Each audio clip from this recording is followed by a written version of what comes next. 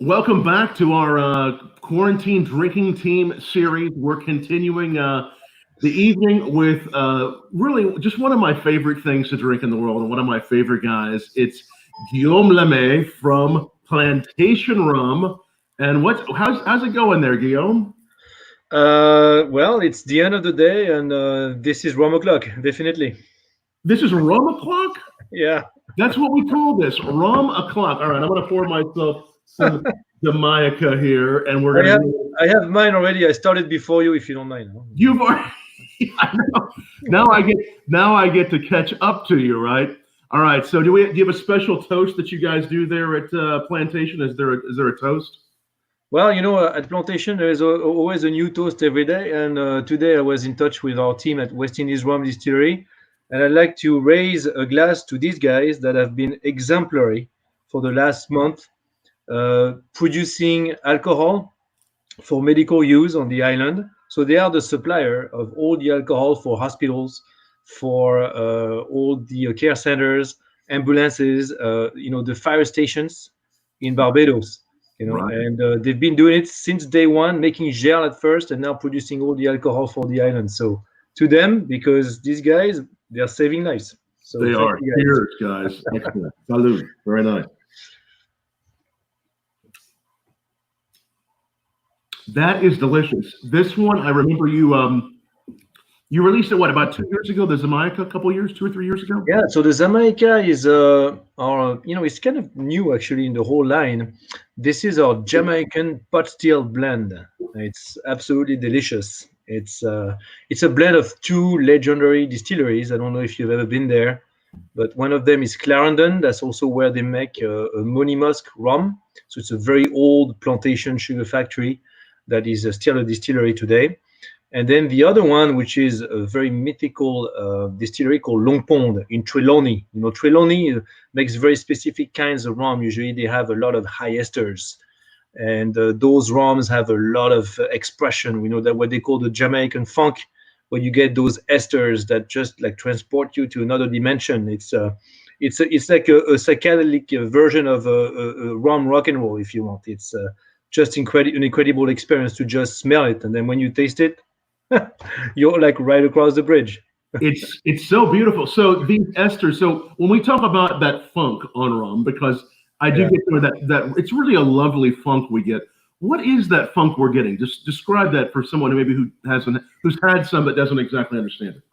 Well, let's put it this way. When you measure taste, you measure like alcohol compounds. I don't want to geek out too much because it's the end of the day and we're all, here to have a drink. But uh, like I would say, like an American whiskey with a lot of taste, for example, will be around 200, 250 grams of volatile compounds per hectoliter of pure alcohol. That's how it's measured. And then, we inside those compounds, you have different type of alcohols, and one of them is called esters, right? And Jamaicans only measure esters, and that's how they measure taste. So when we say high esters, right, we're talking about a rum that could have 600, 700 grams of just esters. So I'm not even talking about the whole volatile compound weight of the rum. So imagine the level of taste. So that's Right. what we call that funk. It's very powerful. It's a lot of potency that you get from molasses, and that comes from those very long fermentations that they've been doing forever. Jamaicans are the best to me. My Barbados family will not like what I have to say now, but I'm telling you, these guys are super impressive by the way they just create those compounds with fermentation and tons of different techniques that to this day are very secret. It's really hard to know exactly what they're doing. They won't tell you. They just smile. When you're like smelling above the vat, and you're like, "What is this?" They're like, "Oh, it just makes good stuff. That's what it is." It's like, what do I see in there? Do I see some bark? It's like, don't worry about this. Go to the next vat.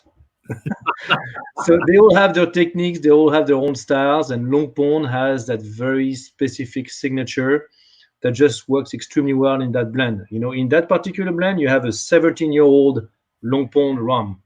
In this one. Yes. And you have like different marks, in Jamaica, when they make different type of fermentations, they make different type of rums, and each rum in each distillery will have what we call a mark. A Okay. mark is like a brand of a distillate. That's amazing. It's for example, in that Long Pond, you have an ITP 17-year-old. ITP is the mark. ITP is funny because that's a pretty light rum from the beginning, but then after 17 years of aging, you have so much esterification that it could get all the way up to 400 and 500 grams of esters, which is amazing. In there, you have some STCE 8-year. So STCE is something that's very important from the beginning. Wow. And that STCE has about 650, 700 grams of ester. So you get all those ripe, beautiful tropical fruit and some banana, right? Some plantain. Oh, It's just all over the place, right? And I love this. It's like an explosion of aromatics. And there is yes, it's so good. much happening with this. I mean, it's just an explosion of flavors, and this is called what it's referred to on the label. And I love all the labels. Look at how beautiful this label is. Yeah. It's referred to as a special dry. So there is a little bit of a drier flavor, right?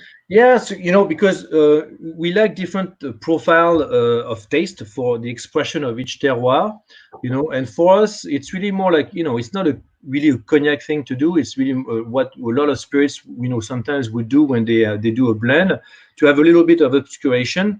You could add what we call dosage. We borrowed that term from champagne. We like that term because it's not just adding sugar, but it's really more like some kind of a sweet element that's been worked before, alcoholized, so that you can actually use it during the blending process to really extend flavors, extend aromatics. It's like when sometimes you add a little bit of sugar on cured salmon. It's not, you don't want your salmon to taste sweet. Okay, you just want to expand some of the aromatics. It's called a salting out effect. So anyway, that's I don't want to get too much into detail on this, but for example, we do some Barbados rums that would have a little bit of dosage in them, and in that case, we used to have a Jamaican rum. That was a 2002 vintage that won actually best in show, double gold, but also best in its category in San Francisco Wine and Spirits competition. So that was an incredible rum. This one had about 12 grams of dosage per liter, and this one has 0. That's why we wanted to make a dry expression.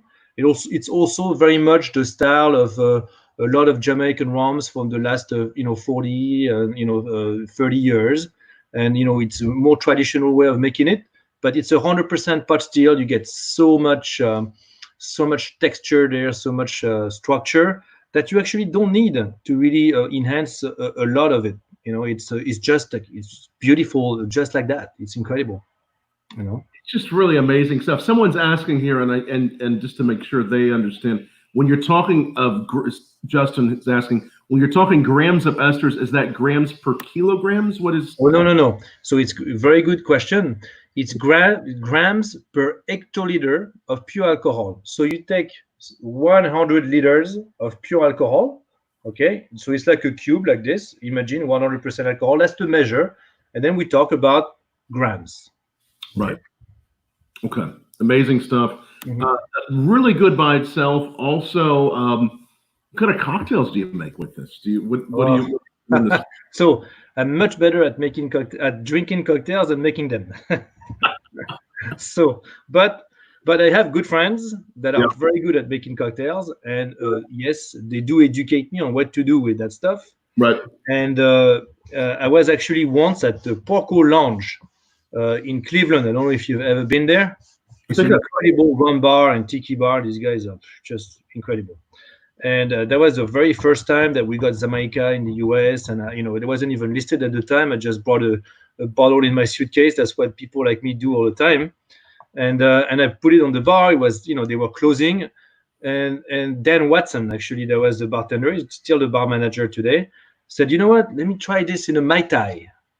So he put 2 ounces of that in a Mai Tai, right? We tried it, and I thought that was delicious. But who am I? I mean, I'm not a professional bartender, and you make a good cocktail to me, I will always like it. And he explained to me that night that this is a fantastic rum for a Mai Tai because those 2 ounces actually make for that sometimes complicated blend that Right. you need to do for a Mai Tai between light, dark, like very deep, and overproof. Okay, and then that rum itself has all the three components in there because it's Jamaican rum, it's potent, but at the same time, it's not high proof, right? And it's also not very aromatic to a point where you can drink it by itself. So it's Right. extremely well balanced. And if you put 2 ounces of this in a Mai Tai, it works very well. And then you could do like some kind of Jamaican Collins on that too, which works well. So it's basically like making a gin Collins but with this. Frankly, I like it on the rocks. It's just delicious like that. I've tasted some old fashions that were incredible with this. And if you want to go crazy, which I really like to do with that kind of product, is actually mix it with cognac. So you do 50% of Jamaica and 50% of cognac. I don't know if you've ever had Ferrand 1840, Oh yeah. 90 proof Grand Champagne cognac. So it's higher octane. It's Right. fantastic. So 50-50 of that. And actually, David Wondrich taught me this. Okay. Blend high proof cognac with Jamaican rum, okay, and use it as a base for mint julep. Oh wow. So you're going to use both of those in a mint julep. Yeah, that's delicious. Jamaican rum and cognac together in a mint julep, I strongly recommend. That was the 1840 was the one that was the recreation that you all did, right? Yeah, we did this back in 2012, I think. Right. David was part of the project. We had a ton of fun. Right. It was like liquid archaeology. We were trying to revive an old style, 19th century pre-phylloxera style of cognac that people were drinking like whiskey at the time. Cognac was the whiskey of the world before our vineyard was completely annihilated. We lost 80% of the vineyard in 10 years.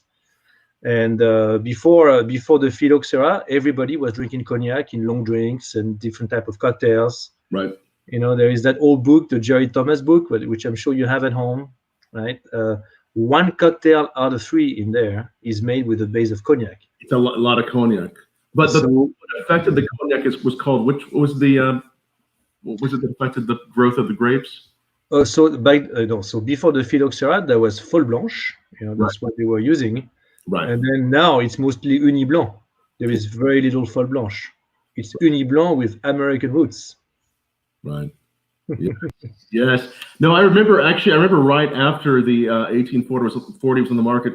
My wife and I, Annabelle, we were at Maison Ferrand there, and I believe okay. I think it was our 1-year anniversary, and we tried just a little sip of some of that original 1840 with Alexandra, and then the first time I met you both was in Cognac. Yeah. I remember very well. Yeah, it was a great time we had at Les Parcs des Anges, and that was the first time we really spent some time with you guys. Great place, and of course we love your cognac too. And your cognac barrels really do come into play with a lot of the rums you make, which make them very special. So is that the case on Jamaica or just on some of the others? So Jamaica, we had 1 year of second maturation or resting in cognac cask. Mm-hmm. It's not just about the cask; it's also about the climate. Right. The continental climate, obviously, is very different from Jamaican climate in the way that you have actually very big variations of temperature over a period of 1 year. And I mean, you're a whiskey drinker, you know exactly what I'm talking about. Those variations of cold and very hot days sometimes can really stretch the liquid in the cask and melt a lot of the tannins. And that's why we call it a rest, because those American oak tannins that will be packing during a tropical aging, which is also very interesting in terms of extraction, concentration, lots of evaporation of volatile compounds that we don't have in cognac. So you have that packing of American tannins in there that melts away a little bit in cognac. Right. In France, in that French oak, which is not really toasted like a bourbon barrel, so you don't have that much extraction either. So not a lot of French tannins go in there, and that gives a lot more space to all those beautiful compounds from molasses, and that's why we call it a rest. I mean, that second aging is nothing else but integration of aromatics and showing off even more that beautiful character from Jamaica. Yeah, it's such nice stuff. So many great people watching. If you have any questions at all, whether you're watching on Facebook, Twitter, or YouTube, ask them down below. Tweet us back, Bob, Annabelle, Litch, Meryl, lots of great people. Justin, so many good people watching us from all over the world. Let us know if you have any questions, or tell us below what your favorite plantation rum is, or which ones you've had, that you like, or just tell us what you're drinking. It's always nice to see so many people watching. And I love the netting on this. I mean, you do see this on some rums, but you all really utilize this netting. What does this really represent for rum? The netting? So right now it's more like the signature now of the house. That's part of the Plantation brand. Right. But really, it's more like a reminder of the way old bottles were shipped back in the days when glass was so fragile that Right. they had to protect it, otherwise it would just break. And obviously, there was a lot more straw around the bottle back then. Right now, it's pure decorum. But back then, that was a lot more straw around the glass, so the glass would not break during the shipping in wood cases. Right. So it's really we could protect it from breaking back in the day. I love the signature though. I think it really adds a lot to the rum. Hey, when we look at, you were mentioning the Tiki Bar in Cleveland. Yeah. The Tiki Bars were big 60s, 70s, that era. There's always been some. Has there been a resurgence the last 10 years, several years? The Tiki world is is in incredible shape right now. I would say, of course, the COVID-19 is touching everybody, unfortunately, Right. but I'm sure they will come back very strong. This is one of the biggest resurgence of American art. I think Tiki, to me, is as important as an art form as jazz would be Right. in the American culture, and it's actually getting a lot of success out there with tons of people that are really into the whole tiki world, not just the drinks, but all the decorum, the accessories, the way the bars are giving that atmosphere that's very unique. Opening a tiki bar is actually very difficult. It's so much work. The drinks are extremely hard to execute in a consistent way. Right. You need to have very talented bartenders, even more if you have to serve those drinks fast. So I would say tiki bars, like pure tiki bars, the ones that really do the drinks the way they're supposed to be done, they are like the 3 stars restaurant of the bar industry. Right. What they do is it's just incredible, and we have many examples of that fine art in the U.S. One of them is Latitude 29, of course, in New Orleans. From Jeff Berry, who's also an incredible writer. I'm sure, Tom, that you've read some of his books. I mean, the talent of this guy is like through the roof. But then you also have Martin Kate at Smuggler's Cove. He was one of the very first ones to revive that whole Renaissance. You have Paul McGee in Chicago. You have a lot of people, and then you have a lot of tiki bars really doing some great things, like Stephen Wise and Pat Watson in Porco Lounge. Lots and lots of people doing it right today. I'm very excited about that. Those bartenders that really did a great job. We're really thinking about bartenders. I can hear you very well. I think we're being there is some interference. Can you hear me better now? Yes. Is that better? A little bit better, yes. A little better. Okay. I was saying, it seems like, obviously we appreciate tiki culture. We're thinking of all the bartenders right now that are out of work, and we're thinking of those guys and gals. And I feel like I've seen in the business more and more tiki bars and tiki cocktails popping up. I mean, I feel like it continues to grow and have a real resurgence. Yeah, I'm sorry. I can hear you, Tom. It was very difficult. Sorry. Can you hear me right? Let me do this. One second. Let me try re-adding Guillaume. We want to make sure we're re-add him. I'm going to re-add you. Is that better? A little better. No, sorry. No. Can you hear me at all? Can Huh? you hear me at all? No, I can hear you, but you're like there is too much reverb. I It's very think strange. what I'm going to try to do is to thanks for telling us, right next to the internet. You need to call, let me try re-adding those. 1 second. 1 moment here. Okay. Is that better? No. But if you want, Let me try. Okay. I'm just going to try to reattach this.